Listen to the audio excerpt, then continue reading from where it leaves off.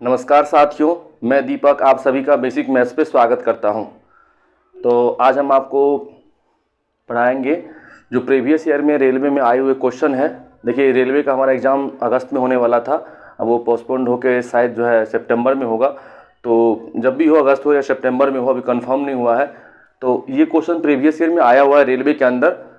तो इस क्वेश्चन को ही आपको हम बताएंगे।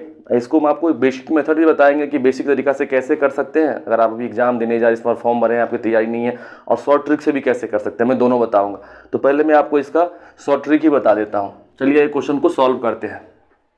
क्वेश्चन में रखा है 0.14 अपॉन में 1.4 का होल स्क्वायर माइनस 0.11 अपॉन में 1.1 प्लस यहाँ पर भी स्क्वायर है 0.13 अपॉन में 1.3 का होल स्क्वायर। तो ये इसको सॉल्व कैसे करेंगे? देखिए, ये सिंपल है। इसको अगर हम ऐसे करें तो यहाँ पे पॉइंट के बाद कितना नंबर है? 2 नंबर है, और यहाँ पॉइंट के बाद 1 नंबर है। जब पॉइंट के बाद 2 नंबर होता है तो इसको जब हम पॉइंट हटाते हैं तो नीचे में आता है 100। जब पॉइंट के बाद 2 नंबर होता है, उस पॉइंट्स को हटाते हैं तो नीचे में वैल्यू आता है 100। अब पॉइंट के बाद 1 नंबर है तो उसका वैल्यू होता है 10, यानी कि नीचे 100 से मल्टीप्लाई और ऊपर 10 से मल्टीप्लाई। यानी कि हम ये तरीका है। दूसरा समझने का ये है कि अगर पॉइंट के बाद आपका 1 नंबर है यहाँ और यहाँ भी 1 नंबर है तो पॉइंट ऑटोमेटिक रिमूव। पॉइंट के बाद यहाँ 2 नंबर है और पॉइंट के बाद यहाँ 1 नंबर है तो जो है इसमें मल्टीप्लाई हो जाएगा पॉइंट रिमूव होने के बाद 10 से। तो करते हैं, तो ये हो जाएगा 14 अपॉन में 14 मल्टीप्लाई 10 इसका स्क्वायर माइनस सिमिलरली यहाँ पे भी है, पॉइंट के बाद यहाँ पे 2 नंबर है और यहाँ पे 1 नंबर है तो सिम 11 अपॉन में 11 मल्टीप्लाई आप इसको 10 लिख दीजिए, इसका होल स्क्वायर। सेम है यहाँ पे 13 अपॉन में 13 मल्टीप्लाई 10 का होल स्क्वायर। अब ये 14 से 14 कैंसिल, ये 11 से 11 कैंसिल, ये 13 से 13 कैंसिल, तो ये आपका आ गया 1 अपॉन में 10 का होल स्क्वायर माइनस 1 अपॉन में 10 का होल स्क्वायर प्लस 1 अपॉन में 10 का होल स्क्वायर। ये माइनस का, ये प्लस का और ये माइनस का ख़त्म, तो बच गया क्या? 1 अपॉन में 10 का होल स्क्वायर, यानी कि 1 अपॉन 100, यानी कि आप इसको बोल सकते हैं, इसको डिवाइड करेंगे तो 0.01, 0.01 हमारा ऑप्शन में ऑप्शन नंबर सी इधर राइट आंसर। तो ये क्या है? एक शॉर्ट तरीका है। अब यहाँ से भी डायरेक्ट इसको यहाँ नहीं करके, आपको पता था 1/10 का होल स्क्वायर क्या होता है? 1/100 होता है, तो उसको हम डिवाइड कर देंगे 0.0 आंसर आ जाएगा। तो ये बहुत शॉर्ट तरीका, इस तरह से अप्रोच लगाएंगे तो ईजी वे में हो जाएगा। चलिए नेक्स्ट क्वेश्चन देखते हैं। और इसी क्वेश्चन को अगर आप एक बेसिक मेथड से करने जाएंगे तो बहुत टाइम लगेगा, लेकिन वो बेसिक मेथड में आपको समझा रहे हैं करना कैसे है। करना ये है, ये हो गया, हमने जैसे ही इसको हटाया तो पॉइंट के बाद 2 नंबर है तो यहाँ पे मल्टीप्लाई हो जाता है 100 से, और यहाँ पे क्या है? यहाँ पे ऑलरेडी 1.4 है तो यहाँ पे अगर हटाएंगे ना तो ऊपर में मल्टीप्लाई हो जाता है 10 से। सेम इसी प्रकार से है, यहाँ पे भी है 11 है, पॉइंट हटाए तो मल्टीप्लाई 100, क्योंकि पॉइंट के बाद 2 नंबर है, यहाँ पे पॉइंट हटाए तो ऊपर में मल्टीप्लाई 10।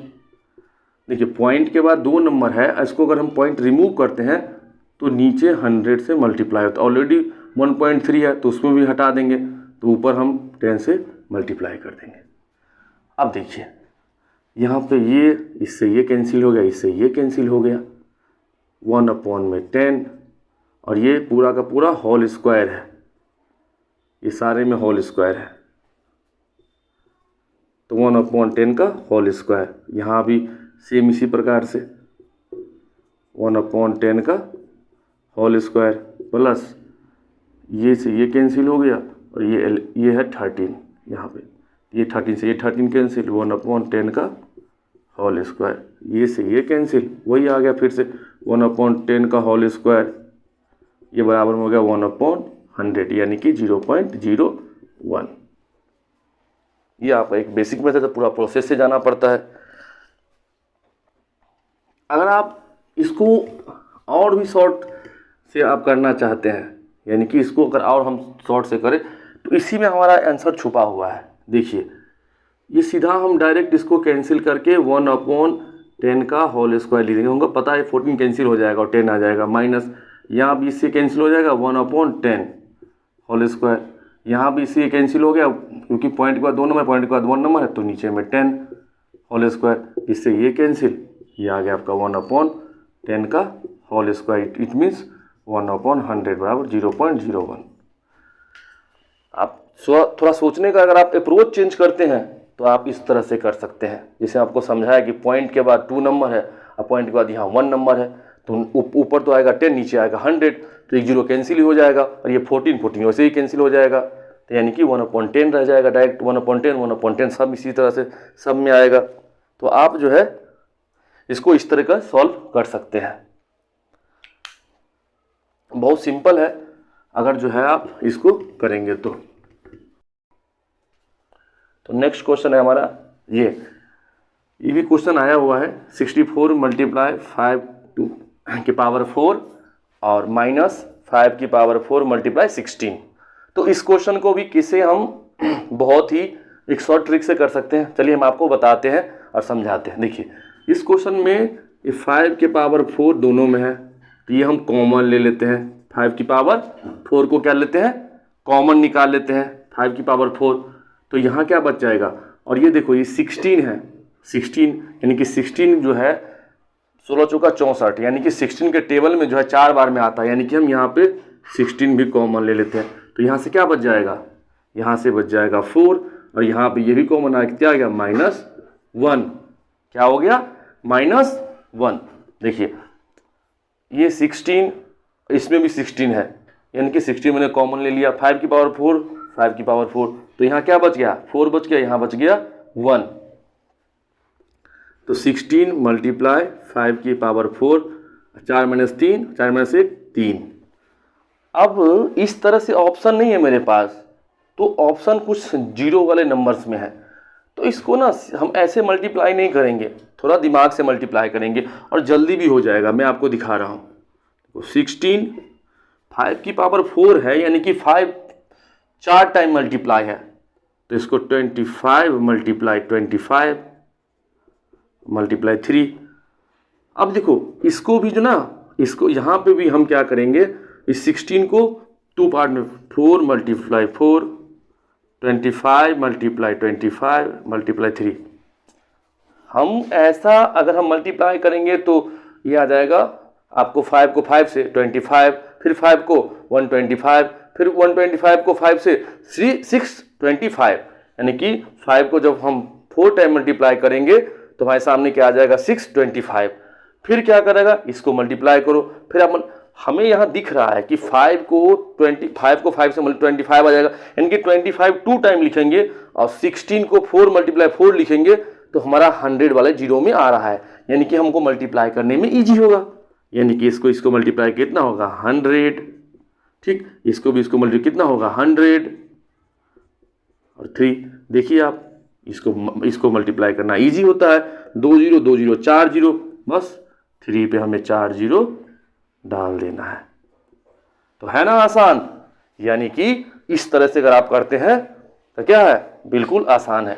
तो बोलेंगे सर आप इस तरह से कैसे सोच लिए, तो हमने यहाँ पे हमें दिखाई दे रहा है कि 525 है और इसको 4 मल्टीप्लाई करते तो 100 आ जाता है, इसीलिए हम इसको ब्रेक कर दिए, तो हमारा आंसर आ गया 30,000।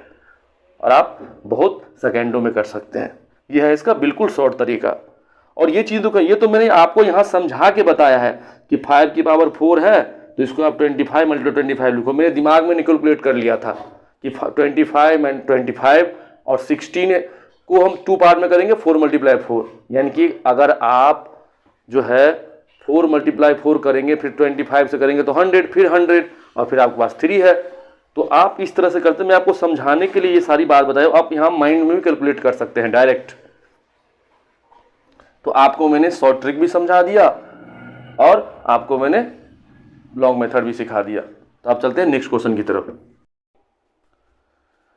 नेक्स्ट क्वेश्चन है के और एल एक काम को 20 दिनों में कर सकता है, यदि के अकेले इस काम को 60 दिनों में कर सकता है तो के अकेले इसे कितने दिनों में कर सकता है।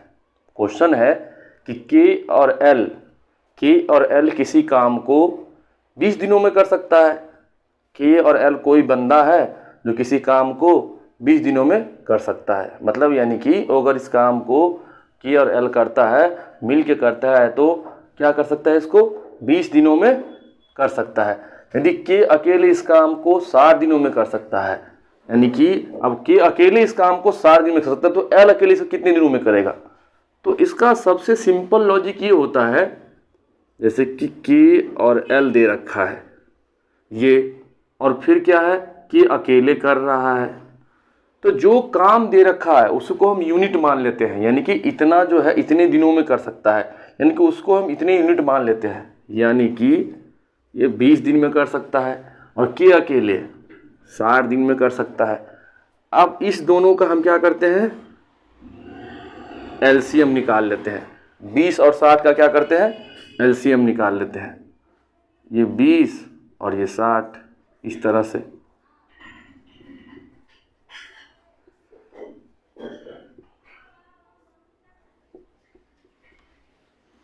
पाँच या 15 और 15 या 45, 90, 20 और 60, 10, 30, 2, 5, 15, 5, 5 या 15, सॉरी 5 एकान 5 और 5 या 15, तो 5 या 15, 29, 60, यानी कि ये तो हो गया लॉन्ग। आप जो निकाल रहे हैं एलसीएम, ये लॉन्ग तरीका से आ गया।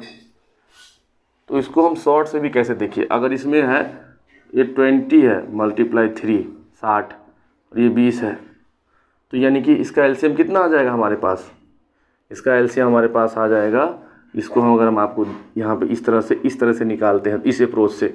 लॉन्ग मेथड से आपको सिखाए ही थे कि 20 और 60 का एलसीएम इस तरह से निकालेंगे। 2 ये 10 हो गया और ये हो गया 60, ये 2 5 15, 5 से 1 और 3, यानी कि 5 से 15, 15 30, 60, ये तो लॉन्ग हो गया। आपको शॉर्ट तरीका से इसका एलसीएम निकालना तो कैसे है, देखिए ये 20 है, तो इस 20 को आप लिख दीजिए 4 × 5, ये 60 है, इसको लीजिए 15 चौका 60, यानी कि ये 4 तो इसमें भी है, 4 इसमें भी है, तो 4 काउंट हो गया। ये 5 है, इसमें भी 5 आ जाएगा और एक 3 एक्स्ट्रा आ जाएगा, यानी कि 15 पूरा ले लेंगे और ये 4 ले लेंगे, यानी कि जो इसमें है वो सब ले लेंगे, जो इसमें भी होना चाहिए। तो इसमें जो है वो और इसमें जो नहीं भी है, यानी कि 3 इसमें एक्स्ट्रा उसको भी ले लेंगे। तो हमारा ये मतलब डायरेक्ट ऐसे ही आप एलसीएम निकाल सकते हैं, यानी कि ये हम मान लेते हैं कि 60 यूनिट क्या है, वर्क है, इतना काम है। हम यहाँ से अगर हमको ये पता चल जाए कि के का एफिशिएंसी कितना है अलग अलग और एल का एफिशिएंसी कितना है, इसीलिए हमने मान लिया कि 60 यूनिट। आप हमसे बोलेंगे सर हम 60 यूनिट काम नहीं मानेंगे, हम मान लेंगे 100 यूनिट काम है। देखो काम जो है, जो भी वर्क होता है, यहाँ समझते हैं, जो भी ये कार्य होता है वो कार्य क्या होता है, जो आपकी क्षमता है, यानी कि जो आपकी क्षमता है, और जो आप दिन काम करते हैं, यानी कि दिन बोलिए या आप उसको टाइम बोल दीजिए, जितना भी क्षमता उसको जितने टाइम है उससे मल्टीप्लाई करता है, आपको कार्य निकल जाता है।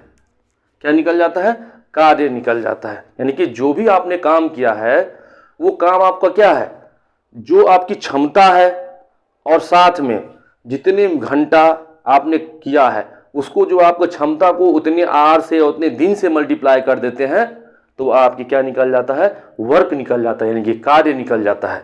तो यहाँ पे 60 ही क्यों माने, 60 के अलावा बोलेंगे सर 100 मान लेते हैं, आप बोल सकते हैं कि अब 100 मान लेते हैं। तो 100 जब मानेंगे ना, तो जो दिन काम किया है ना उससे जब आप डिवाइड करेंगे तो उसकी क्षमता आएगा।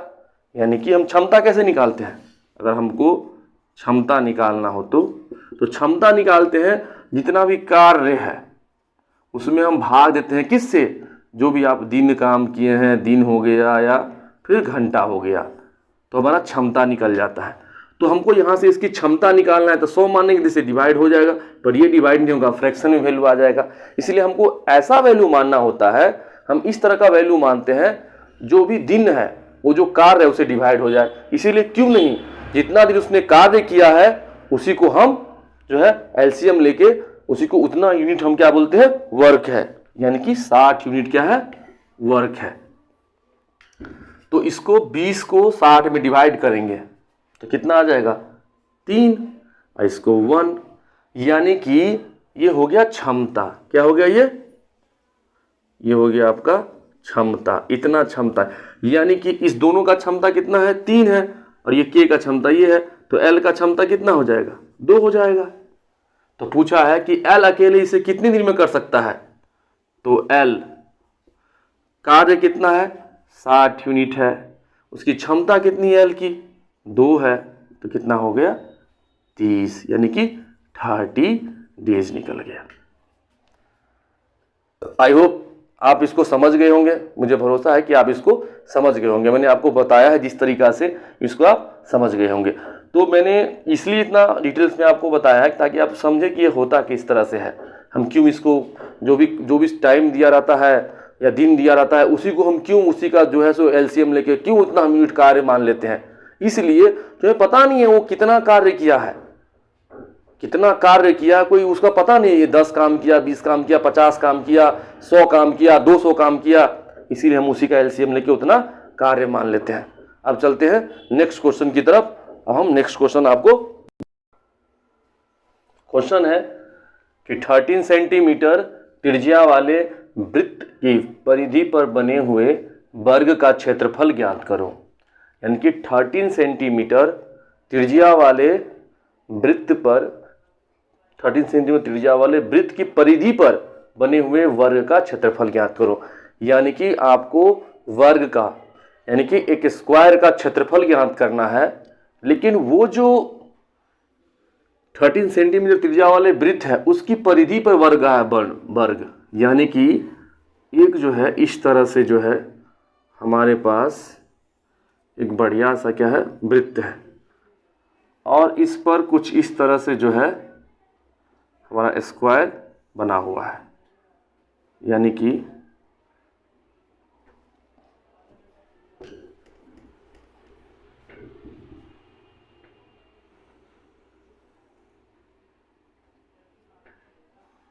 ये एक हमारे पास है वृत्त,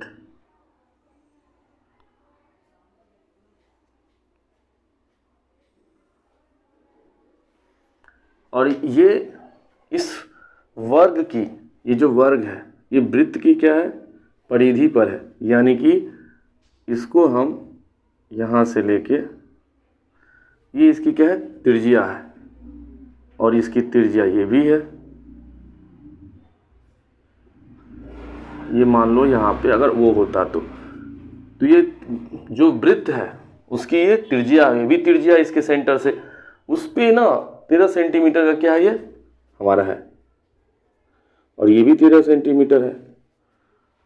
तो इसको शॉर्ट तरीका से कैसे करेंगे, देखो अगर आपको पता हो कि अगर ये 13 और 13 क्या हो गया, ये वर्ग का क्या हो गया, विकर्ण हो गया, विकर्ण हो गया, विकर्ण कितना हो गया 26 सेंटीमीटर। अगर आपको वर्ग का विकर्ण पता हो तो वर्ग का विकर्ण अगर आपको मालूम हो तो वर्ग का जो साइड होता है वो आप आराम से निकाल सकते हो। जो वर्ग का साइड होगा वो आप कैसे निकाल लेते हैं, तो जो भी ये वैल्यू आता है ना वो उसका होता आधा हो जाता है रूट में, ये हो जाएगा आपको √2 और 13 मल्टीप्लाई √2, 13 मल्टीप्लाई √2 आ जाता है, यानी कि इसका आधा और √2 हो जाता है। ये कैसे आता है ये हम आपको बता रहे हैं अभी, लेकिन आपको ये याद होना चाहिए। देखिए वर्ग है तो इसका साइड ए होगा, ये भी साइड ए होगा, तो ये वर्ग में यहाँ 90 डिग्री बनता है, वर्ग में यहाँ पे 90 डिग्री बनता है। तो ये 90 डिग्री के सामने वाला जो साइड होता है ना उसको बोलते हैं कर्ण। क्या बोलते हैं, कर्ण। तो इस साइड का स्क्वायर इस साइड का स्क्वायर इस साइड के स्क्वायर के बराबर होता है, यानी कि ए स्क्वायर प्लस ए स्क्वायर बराबर क्या होता है, ये पूरा साइड का स्क्वायर, वो कितना है 26 है। क्या है 26। तो इस दोनों को जोड़ेंगे क्या होगा 2 और इसका स्क्वायर क्या होगा 2a²। और ये 26 मल्टीप्लाई 26 लिख लेते हैं, मल्टीप्लाई नहीं करते हैं। और हम a² बराबर लिखाएंगे 26 मल्टीप्लाई 26, तो बट्टे में 2 आ जाएगा ये। और ये क्या हो जाएगा यहाँ पे हो जाएगा ये 13। यहाँ पे क्या हो जाएगा 13। और जब यहाँ से हम ये निकालेंगे तो ये सारे पे क्या हो जाएगा 13 मल्टीप्लाई 26। 13 मल्टीप्लाई क्या आ जाएगा 26। तो इसको हम यहाँ पे इस तरह से 13 मल्टीप्लाई 13 मल्टीप्लाई 2, यानी कि एक 13 क्या आता है बाहर और ये √2 इस तरह से आता है। यानी कि 90 डिग्री के जो सामने वाला हमारा बनता है साइड, वो क्या होता है, वो होता है हाइपोटेनस होता है, उसको हम कर्ण बोलते हैं। यानी कि इसका स्क्वायर इसका स्क्वायर इसके स्क्वायर के बराबर होता है। तो आपको डायरेक्ट स्क्वायर याद रहेगा, यानी कि 2a² बराबर, तो जो भी वैल्यू होगा उसका स्क्वायर कर देंगे। तो यानी कि ये हो गया हमारा, यानी कि आप सीधा आप याद रख लीजिए कि आपको यदि वर्ग का विकर्ण निकालना हो, ये विकर्ण निकालना हो, जिसको बोलते हैं हम, ये इसका जो है इस वर्ग का आपको ये डायगोनल्स निकालना हो, यानी जिस हिंदी में बोलते हैं विकर्ण, तो आप क्या करेंगे डायरेक्ट जो भी वैल्यू दे रहे हो उसका डिवाइड करेंगे 2 से और √2 से मल्टीप्लाई कर देंगे। और इस तरह से आता है, मैंने आपको समझा भी दिया। तो इसका विकर्ण हमारे पास क्या आ गया, साइड का विकर्ण 26 है ना ये। और हमारा साइड निकालना पड़ेगा, साइड अगर निकालना होगा तो डायरेक्ट साइड इस तरह से आ जाएगा, जो भी विकर्ण दिया रहेगा उसको 2 से डिवाइड करके और √2 से मल्टीप्लाई कर देंगे। यानी कि हमको मालूम चल गया साइड कितना मालूम चल गया वर्ग का, जो है यानी कि भुजा मालूम चल गया। ये वर्ग क्या हो गया भुजा, कितना मालूम चल गया 30 √2 13, यानी कि 2√13 सेंटीमीटर। हमको अगर एरिया निकालना है तो एरिया निकालना बहुत आसान है। एरिया बराबर क्या हो जाएगा, एरिया होता है साइड का स्क्वायर। वर्ग का एरिया क्या होता है, कोई भी वर्ग का जो है हम एरिया निकालते हैं, यानी कि वर्ग का क्षेत्रफल, तो क्या होता है वो भुजा स्क्वायर होता है। तो भुजा कितना है 13√2, इसका क्या कर देंगे स्क्वायर, तो 13 मल्टीप्लाई 13 और रूट को 2 से तो 2, यानी कि 169 मल्टीप्लाई 2।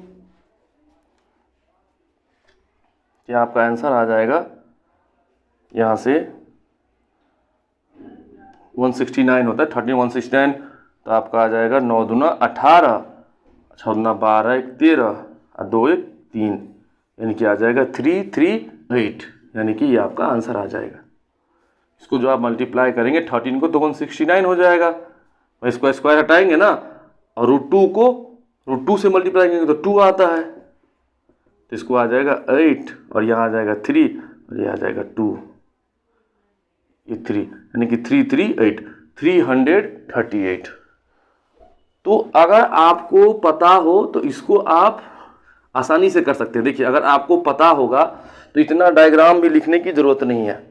अगर आपको पता है कि हमको दिया हुआ है, क्या दिया हुआ है, रेडियस दिया हुआ है, त्रिज्या दिया हुआ है, तो अगर आपको निकालना है, अगर आपको ये निकालना हो, यहाँ पे अगर त्रिज्या दे रखा है, अगर आपको ये निकालना हो कि हमारा इसका जो है ना भुजा का, यानी कि वर्ग के भुजा का साइड कितना होगा, यानी कि वर्ग का जो भुजा वो कितना होगा, तो आपको कुछ नहीं करना है, जो भी दिया हुआ है त्रिज्या तो वहाँ से हम उसको डबल कर देंगे, तो हमको मालूम चल जाएगा ये हो गया हमारे वर्ग का विकर्ण, यानी कि हमारे वर्ग का हो गया डायगोनल। अब डायगोनल आ गया तो वर्ग का आपको भुजा निकालना बहुत आसान है, कुछ नहीं करना है, जो भी दिया रहेगा उसको 2 से डिवाइड कर देंगे, तो कितना हो गया 26 आ गया, तो 13 और √2 से मल्टीप्लाई कर देंगे, बस अब वो हो गया। तो एरिया निकालना बहुत आसान है, वर्ग का एरिया क्या होता है भुजा का स्क्वायर। तो आप बिना कॉपी पेन चलाए डायरेक्ट कर सकते हैं, कैसे, √2 मल्टीप्लाई 13, तो 13 का स्क्वायर कितना होता है 169, और √2 को स्क्वायर करेंगे तो 2 आएगा, यानी कि 169 को मल्टीप्लाई कीजिए 2 से तो आ जाएगा 338, यानी कि 338, यानी कि आप चुटकियों में क्वेश्चन को कर सकते हैं अगर आपको इस तरह से पता हो तो। आइए चलते हैं नेक्स्ट क्वेश्चन की तरफ। हमारा नेक्स्ट क्वेश्चन इस तरह से है 33.33 माइनस 0.03 प्लस 333.333 माइनस 3.33। अब इस तरह के क्वेश्चन में आप यहाँ पे इसको, ये प्लस है ये प्लस है, स्वाभाविक बात है, इस तरह से आप क्या करेंगे, दोनों में ऐड करेंगे, इस दोनों को ऐड करेंगे, फिर इस माइनस वाले वैल्यू दोनों को क्या करेंगे, ऐड करेंगे, फिर इस दोनों को सब्ट्रैक्ट करेंगे। लेकिन नहीं, आपको कॉपी पेन चला के इसको ऐड करने की जरूरत नहीं है और न ही आपके पास इतना टाइम है। आप 1-2 पॉइंट स्टेप करेंगे कॉपी पेन से, बाकी का पॉइंट को आप नहीं करेंगे। तो इसके लिए करेंगे क्या, देखिए यहाँ पे 33 है, यहाँ पे क्या है 333 है, तो 300 तो है और 33 कितना हो गया 66। तो हमारे पास आ जाएगा, हम इसको डायरेक्ट जो है क्या लिख देंगे 366। अब पॉइंट के बाद है तो पॉइंट के बाद 3 तो 336, फिर 3 6 और 3, यानी कि पॉइंट के बाद 6 6 इस तरह से देखिए। और ये माइनस वाला वैल्यू है तो कितना आ जाएगा, 3 है, ये 0.3 है, इसको 0.3 को हम ऐड करेंगे तो इस तरह से माइनस वाला वैल्यू हमारे पास आएगा। क्या आ जाएगा, ये 3 तो आएगा ही, और पॉइंट 0 को 3 में ऐड करेंगे तो आएगा 3, और 3 को 3 में ऐड करेंगे तो कितना आएगा 6, और ये हो जाएगा 0। इस तरह से आप माइनस कर दीजिए इसको, तो 0.363 हमारा यहाँ पे ये वैल्यू आ जाएगा। इस दोनों का आपको ऐड करना है, ये सिंपली इस दोनों को ऐड करना है, तो ये ऐड करेंगे तो 3 है 3 6, और ये आ जाएगा आपको 3 यहाँ पे ये वैल्यू, और ये हमारा आ जाएगा सिंपली जब हम इसको ऐड करेंगे तो हमारा ये वैल्यू कितना आएगा, ये वैल्यू आएगा 3 को 3 से ऐड करेंगे तो 6, ये भी 6, और ये हमारा आ जाएगा 3, सॉरी यहाँ पे 3 आएगा। जब हम इसको ऐड करेंगे, ये 3 3 3 में आपको ये ऐड करना है, 3 3 3 ऐड करना है, इस वैल्यू को हमको क्या करना है, तो 3 6 और 6, तो ये क्या आ जाएगा हमारा 6 6 3 आ जाएगा, तो ये 3 आएगा, ये 0 आएगा और ये 3 आएगा। यानी कि आप लास्ट के 2 वैल्यू को ही ऐड करेंगे इसमें, तो 6 6 3 आ जाएगा और 3 3 6, तो यानी कि ये हमारा आ जाएगा 363.303। यानी कि ये हमारा जो है यहाँ पे हमारा एक ऑप्शन था, यहाँ पे 363.303, यानी कि हमारा ऑप्शन आ जाएगा डी। देखिए इस क्वेश्चन को मैंने आपको ऐसे समझाया, आपको बिल्कुल कॉपी पेन इस तरह से भी नहीं चलाना है। आपको यहाँ मालूम चल गया कि 366 पॉइंट, इसको जब हम ऐड करेंगे 663 और इसको हो गया आपका 3.36, ये आ गया, तो आपको सिर्फ 3 माइनस करना है 66 में से, तो 63 आ जाएगा। ये तो पता है, ये ऑप्शन किस में हमारा, ये ऑप्शन सिर्फ और सिर्फ हमारा इस वैल्यू में है, तो आगे कुछ करने की हमें ज़रूरत ही नहीं है, आगे कुछ करने की हमें बिल्कुल कुछ ज़रूरत ही नहीं है, हम सीधा ऑप्शन से क्वेश्चन को आगे बढ़ जाएंगे। तो हमारे ऑप्शन से हम इस तरह से क्वेश्चन को इजी वे में कर सकते हैं। अब आइए चलते हैं नेक्स्ट क्वेश्चन की तरफ। हम नेक्स्ट क्वेश्चन हमारा है, बहुत अच्छा क्वेश्चन है। अब नेक्स्ट क्वेश्चन हमारा है क्वेश्चन नंबर 6। ये भी रेलवे के प्रीवियस ईयर में आया हुआ क्वेश्चन है। ये क्वेश्चन जो है ये भी रेलवे के प्रीवियस ईयर में आया हुआ क्वेश्चन है, और इस तरह से क्वेश्चन रेलवे पूछता है। और आपके जो ग्रुप डी में है ना, इस तरह के बहुत सारे क्वेश्चन रेलवे पूछता है, और ये बहुत ही बढ़िया क्वेश्चन है। क्वेश्चन है कि पी एक काम को 12 दिनों में कर सकता है, यानी कि पी है एक काम को 12 दिनों में कर सकता है, और क्यू उसी काम को 20 दिनों में कर सकता है। यानी कि कोई क्यू बंदा है जो उसी काम को 20 दिनों में कर सकता है, यानी कि पी एक बंदा है जो एक काम को 12 दिनों में कर सकता है, और क्यू उसी काम को 20 दिनों में कर सकता है। यदि दोनों मिलकर 5 दिनों तक कार्य करता है, अब घात दोनों की, चलो दोनों मिलकर जो है इस कार्य को 5 दिनों तक करता है, उसके बाद काम कितना बच जाएगा। अगर पी काम को अकेले करता है तो 12 दिन में कर सकता है, क्यू अगर काम को अकेले करता है तो 20 दिनों में कर सकता है। यानी कि पी अकेले काम को 12 दिन में खत्म कर लेगा, और Q उसी काम को 20 दिनों में ख़त्म कर लेगा। लेकिन दोनों ने मिलकर काम किया 5 दिनों तक, तो पूछ रहा है कि काम कितना बच जाएगा। इस क्वेश्चन में सबसे बड़ी बात ये होता है, हमको यही नहीं पता होता कि कार्य है कितना है कार्य, 10 है, 20 है, 30 है, 40 है, 50, कुछ काम होना चाहिए ना कि भाई इतना काम करना है, ये काम करना है, हमको यही नहीं पता होता है। पर कोई कार्य है उसको करता है ये, तो 20 दिनों में कर सकता है। तो उसको हम इसको समझने के लिए करेंगे क्या कि हमको जो कार्य है ना वो कुछ यूनिट मानना पड़ता है। यानी कि जो भी वो दिन में काम करेगा, यानी कि वो 10 दिन काम किया, 20 दिन काम किया, जो भी करेगा उसी से हम एलसीएम लेके क्या करते हैं, एक यूनिट बनाते हैं और हम उस मान लेते हैं उसी को कि इतना उसने कार्य किया। जैसे कि मैं आपको बता रहा हूं, देखो इसने P है, P और ये क्या है, ये Q है। P 12 दिन में काम को पूरा कर सकता है और Q कार्य को 20 दिन में कर सकता है। तो दोनों की माध्यम से हम क्या करेंगे, एलसीएम निकालेंगे। तो एलसीएम निकालने का शॉर्ट तरीका क्या है, 4 × 3 कर दो, ये 5 × 4, यानी 4 इसमें भी, 4 इसमें भी, 5 इसमें नहीं, 3 इसमें नहीं, तो 5 तिया 15 और 15 चौका 60। हमने 60 यूनिट कार्य जो है मान लिया। इससे क्या होगा कि जो बंदा जितना दिन काम करेगा ना उसे डिवाइड कर देंगे, उसकी क्षमता मालूम चल जाएगा। और हम जानते हैं कि जो कार्य होता है ना उसकी क्षमता को उसके दिन या उसके जो भी वर्ग काम किया है, यानी कि घंटे में काम किया है, उसको मल्टीप्लाई कर देते हैं तो हमारा कार्य निकल जाता है। तो ये इतना यूनिट क्या हो गया, ये हो गया कार्य।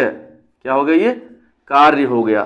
तो इसको इससे डिवाइड करेंगे तो क्या आएगा, 12 × 5 = 60। इसको करेंगे तो 20 तिया 60, यानी कि ये हो गया क्षमता। क्या हो गया, ये क्षमता हो गया।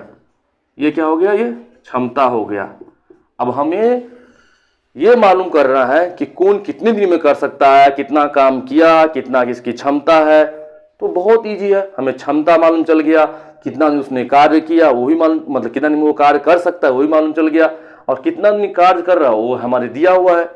यानी कि दोनों मिलके अगर साथ में काम करेगा तो ये करेगा एक दिन में 5 यूनिट काम, ये करेगा एक दिन में 3 यूनिट काम, और दोनों मिलके काम करेगा तो कितना करेगा, 5 + 3 = 8 यूनिट काम करेगा। अगर दोनों एक साथ मिलकर काम करता है तो एक दिन में P और Q द्वारा कितना यूनिट काम होगा, 8 यूनिट काम होगा। और कार्य कितना कर रहा है, 5 दिन तक कर रहा है। तो 8 को क्या करेंगे, ये जो हमारा 8 है इसको मल्टीप्लाई कर देंगे 5 से, यानी कि 40 यूनिट कार्य होगा। ये कार्य कितना करेगा, 40 यूनिट कार्य दोनों खत्म कर दिया। तो बचा कितना, 60 कार्य था, 40 कार्य कर लिया तो बच गया 20। लेकिन 20 नहीं पूछा है हमको, फ्रैक्शन में पूछा है, यानी कि जितना काम हुआ है उसके रिस्पेक्ट में पूछा है। क्या है, तो 60 काम था, 20 काम बच गया, तो 20 तिया 60, यानी कि 1/3, यानी कि 1/3 कार्य क्या हुआ, बच गया। तो हमारा ऑप्शन क्या हो गया, डी। अब इतना लंबा चौड़ा नहीं जाएंगे, बिल्कुल इजी में कर सकते हैं इसको। हम इसका एलसीएम निकाल लेंगे और माइंड में एलसीएम निकाल लेंगे। 4 × 5 = 20 और 4 तिया 12, तो 4 इसमें भी आ रहा है, उसमें भी 4 आ रहा है, 4 खत्म, उसमें 5 इसमें 3, तो 5 तिया 15 और 4 5 का 60। क्षमता कैसे निकालेंगे, 20 तिया 60 और 12 × 5 = 60, यानी कि इसकी क्षमता 5, इसकी 3, तो कितना हो गया 8। माइंड में कर लेंगे गुना, ये तो 5 × 3 = 8 और 8 × 5 = 40, यानी कि 40 काम हो गया। काम कितना बच गया, 20। ऑप्शन होता है इस तरह से 20 तो 20 लिख देते, लेकिन उसने काम दिया नहीं था कितना काम है, इसलिए उसने फ्रैक्शन में आंसर दिया है। तो 20 कार्य बच गया, तो 20/60, यानी कि 1/3। तो ये कार्य हो गया 1/3 जो बच गया। अब चलते हैं नेक्स्ट क्वेश्चन की तरफ।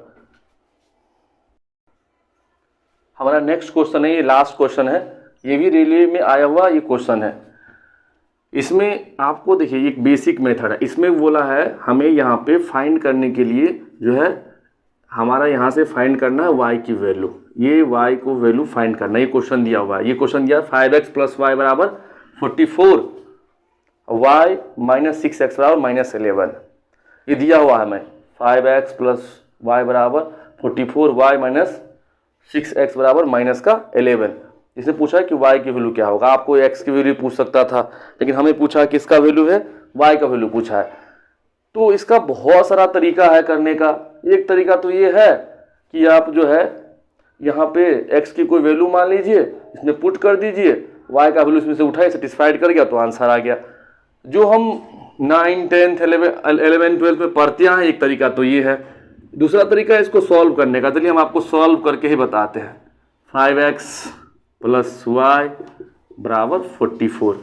अब ये दे रखा है ना y, तो y की जगह पे लिखेंगे, x को x की जगह पे लिखेंगे, तो यहाँ लिख देंगे -6x और ये प्लस का y, ये बराबर हो जाएगा कितना हमारा, यह -11। अब यहाँ पे करते क्या है, एक तरीका कि इसमें से जो वैल्यू बराबर है ना उसको क्या करते हैं, कैंसिल आउट, यानी कि माइनस है तो प्लस, ये प्लस है तो माइनस, और यहाँ पे हो जाएगा प्लस, और ये कट गया। ये क्या हमारा प्लस का 6 और प्लस का 5, 11x, इसको ऐड करेंगे तो कितना आ जाएगा 55। x बराबर कितना हो जाएगा, x बराबर हो जाएगा हमारा 5। अब x की वैल्यू इसमें पुट कर दीजिए तो y का वैल्यू आ जाएगा, तो 5 × 5 + y = 44, तो हमारा आ जाएगा 25 + y = 44। तो y बराबर जाएगा, इसमें से माइनस करेंगे आप, 14 में से 5 गया तो 9, और ये हो गया आपका 3 में से 2 गया तो 1, 19, यानी कि हमारा 90 आंसर आ गया। इस तरह से आप कर सकते हैं, यानी कि कुछ नहीं किया हमने, जो सिंपली है ना इसको जो है एलिमिनेशन मेथड से किए, एलिमिनेट कर दिए एक को, इसको एलिमिनेट कर दिए। अगर आपको एग्जाम में ये सब करने की कोई ज़रूरत नहीं है, इतना सारा आप इसको एग्जाम में कैसे करेंगे। देखिए एग्जाम में हमें ये दिखाई दे रहा है 5x + y है, y - 6x है, y सीधा कैंसिल आउट हो गया। आप इसमें माइनस कर दीजिए एक साइड से, ये माइनस है तो ये प्लस हो गया, इसी एक को कर लीजिए, इसी को पकड़ लीजिए, माइनस ये कर दीजिए प्लस, तो y कैंसिल, और ये प्लस का 6, 6 × 5 = 11, इसको ये माइनस है तो हो गया प्लस, इस वाले में सारा बदल दीजिए, किसी में बदल दीजिए आप, कोई फर्क नहीं पड़ता है। तो ये हो जाएगा 11 प्लस का, तो हो जाएगा 11 + 45, 55 आ गया, 55, और ये हो गया 6 + 5, 11, डिवाइड किया x बराबर कितना हो गया 5। x पूछता तब यूं आंसर दे देते, अब पूछा है y, तो y की वैल्यू पुट कर दीजिए, मतलब y की वैल्यू निकालने के लिए x की वैल्यू पुट कीजिए, तो कितना आएगा 25 + y = 44, यानी कि y बराबर 44 - 25, यानी कि 19। सो ये रेलवे का क्वेश्चन है, मैं आपको अभी करवा रहा हूँ, जितने भी रेलवे में प्रीवियस ईयर में आए क्वेश्चन है मैथ्स के, मैं सब आपको करवा रहा हूँ। सो प्लीज़ आप लोग इस सेशन को पूरा देखिए, पूरा बहुत बढ़िया है समझाया, और आपको कोई भी डाउट हो तो आप मुझे कमेंट सेक्शन में डाउट पूछिए, मैं आपके सारे डाउट का जवाब दूंगा, और सारे क्वेश्चन जो आप बोलेंगे सर इस टॉपिक पे बनाइए क्वेश्चन, ये प्रीवियस सीरीज टॉपिक पे बनाइए, सारा क्वेश्चन मैं आपको बताऊंगा। So please like and subscribe my YouTube channel basic maths को। जय हिंद।